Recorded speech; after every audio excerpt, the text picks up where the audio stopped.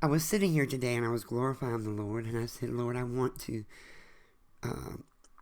make a video that will glorify you and for your purpose. And I said, and so I asked him and prayed and said, well, what do you want? What teaching, because I have many teachings, but what teaching do you want me to focus on today? And he whipped into me Sodom and Gomorrah.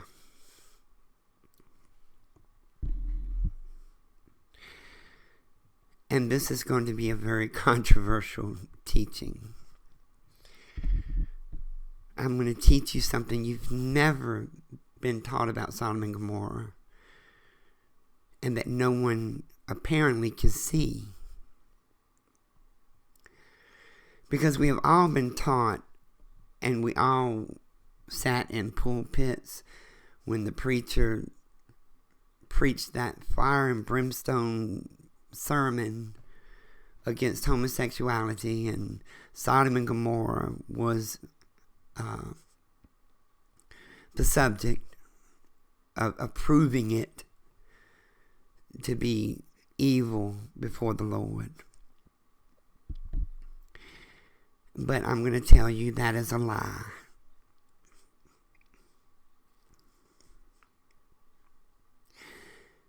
You didn't read it line upon line, precept upon precept, and you did not pay attention to the narrative.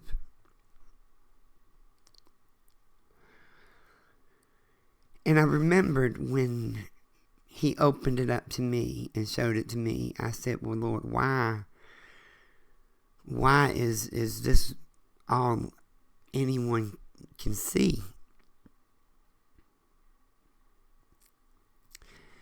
And he said to me, because man is evil in his heart and thinks upon evil.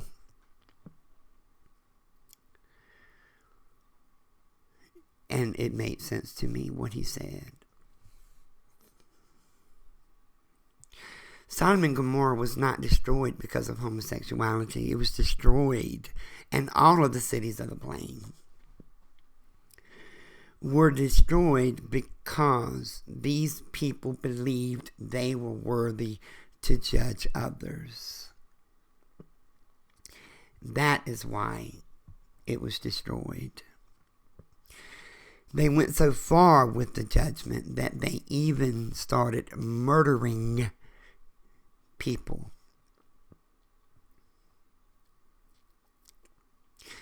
Something you don't see, it's not written, but I'm going to explain part of it to you.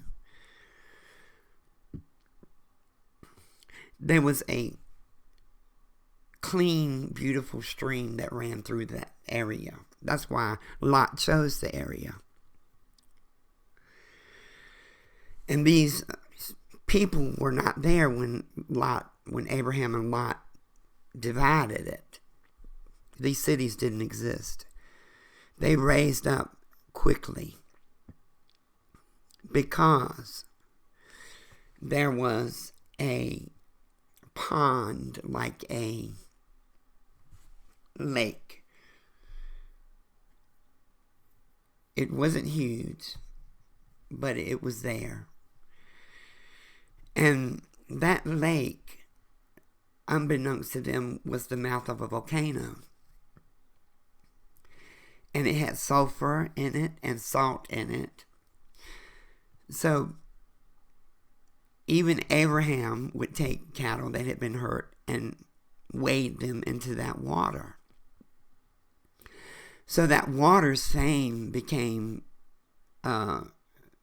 famous throughout everywhere, because one day, and this is what the Lord took me and showed me, someone had been beaten and hurt really bad by some gangsters, I guess, at that time.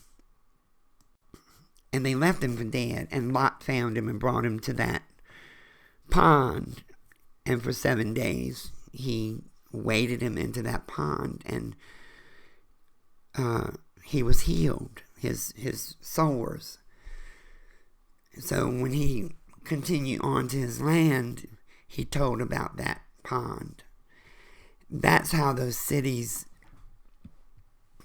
came up so quick. They heard about that pond, is what I'll call it, that body of water. So they decided to make cities around that pond and try to make money off of it, as men do and evil men do. And it got so they decided who could come into their cities.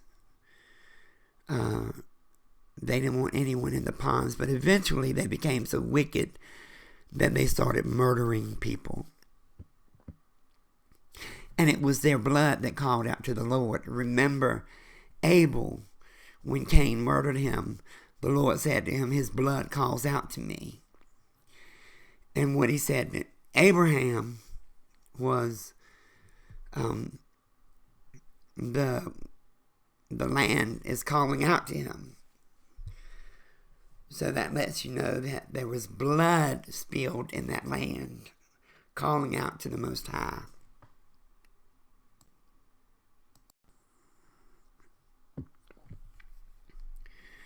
Now, if you read line upon line, precept upon precept, you would have known that there were no laws given by the Most High at that time.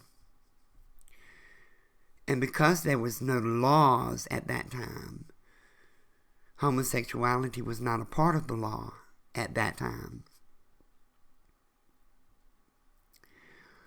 It wasn't until the Most High, Elohim, made a covenant with Abraham that became a part of the law. But the Most High did not make that covenant with the world. He made it with Abraham and his descendants. Just as he made the law of Moshe with the children of Israel, not with the rest of the world. The rest of the world was not under that law. And still are not under that law. Now pay attention.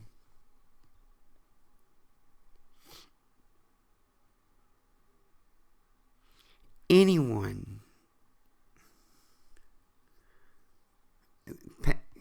pay attention to the narrative. Lot said to the men outside, "Let me give you my virgin daughters, but leave these men alone," basically. As though that was a great gift to give to them. As though that was something that they wanted or needed or had been after. Here you are, you have a man, Lot, willing to give his virgin daughters to these men outside the door to appease them, to not bother with these two angels that he realized they were. He was willing to give anything to keep them from being evil amongst these two angels.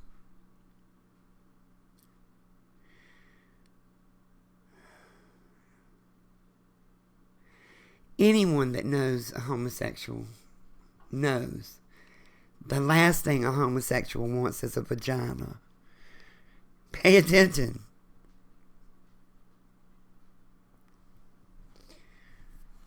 Homosexuals are not interested in vaginas, even if it's a virgin vagina. It's disgusting to them. If they were homosexuals and it was because of homosexuality, Lot would have wanted to appease them by giving them his son-in-laws or himself. Because they were homosexuals, they wanted penises. He would have known that. And he would not have offered his daughters. He would have offered himself or his son-in-laws for them to have their way with. Not his virgin daughters. I know you're thinking, oh, I never thought about that.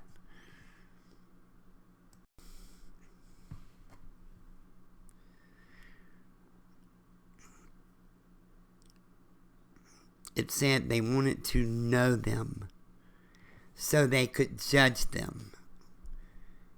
That is why he destroyed Sodom and Gomorrah. Because they believed they were worthy to judge who was allowed to come into the land of the Most High. You got to remember, when you were reading and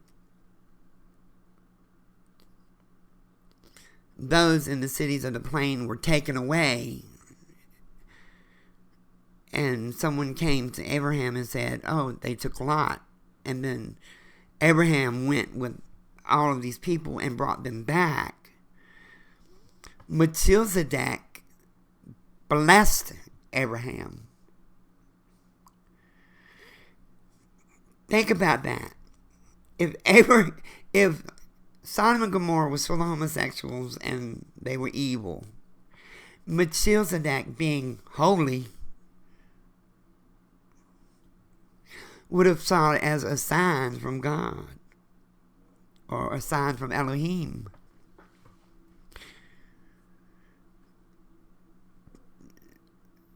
He would have felt, well, this is the punishment that the Lord has brought forth upon them.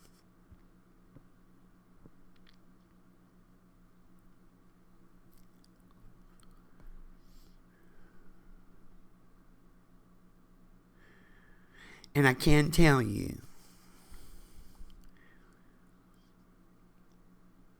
well, I won't go there, but Melchizedek anointed Abraham for doing that, for bringing the people back that were evil. You see,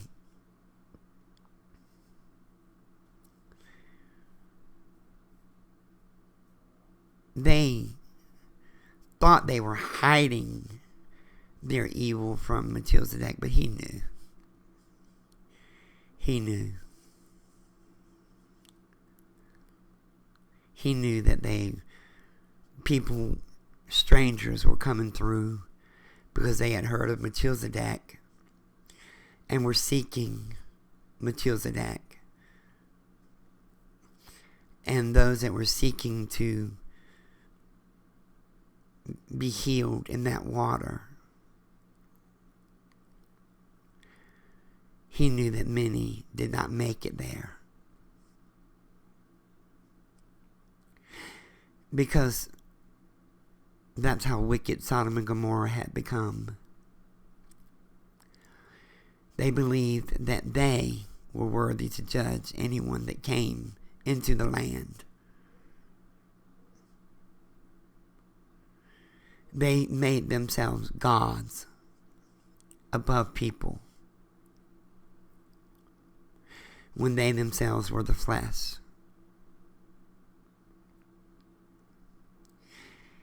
And they did it in the name of the God or the Elohim of Melchizedek. There's more to the story, but I won't get into that. I wanted you to understand Sodom and Gomorrah, and it's important. It's important to know that, because knowing that helps you to see prophecy clearer.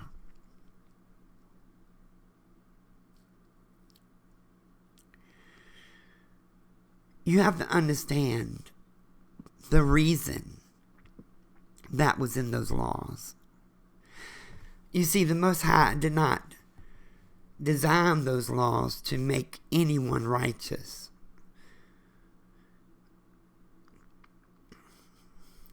It was through the obedience of the law of proving you are a servant of the Most High.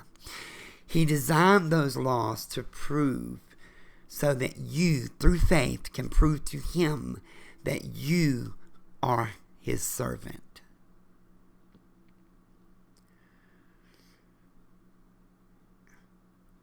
Not that you can abide by these laws and be righteous by abiding by those laws only. Anyone can abide by those laws, but you have to be obedient to the Most High also. And do not judge. Do not use those laws to judge the world, because they're not under that law. You are, as a servant of the Most High, you are under that law. They are designed for you to obey, not the rest of the world.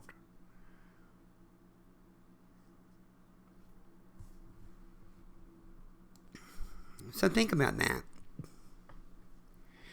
Now, I'm going to reveal to you why He put that law in those laws.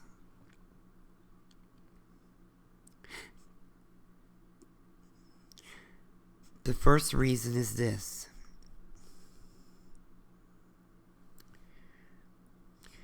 When you are homosexual, unwittingly, unknowingly to you, it becomes a strange god, because you make that more important than Elohim or the Most High. You can't serve Him and have another god. You make the flesh your god, in a way. And you bow down to the flesh. That is why He put it in the law. Because He wanted His people to bow down to Him only. And not have any other strange gods before Him.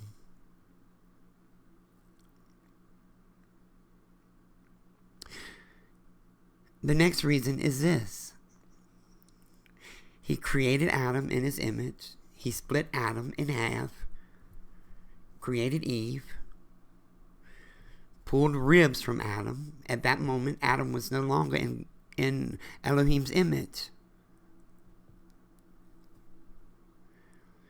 At that moment, Adam and Eve were in Elohim's image together. And we know this because when Seth was born, it is written. And Seth was in Adam's image. In the image of a man. Which means daughters are in the image of Eve.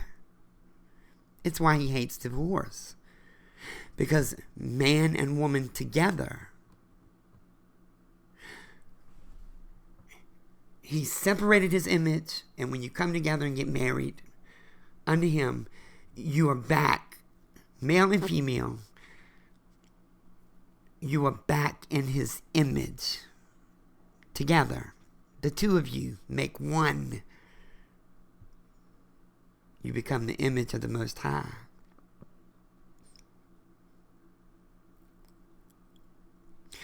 But when a man is with a man or a woman is with a woman,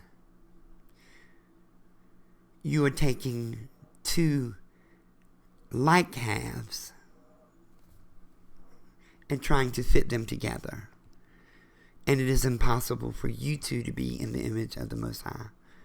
Impossible. You are two broken halves.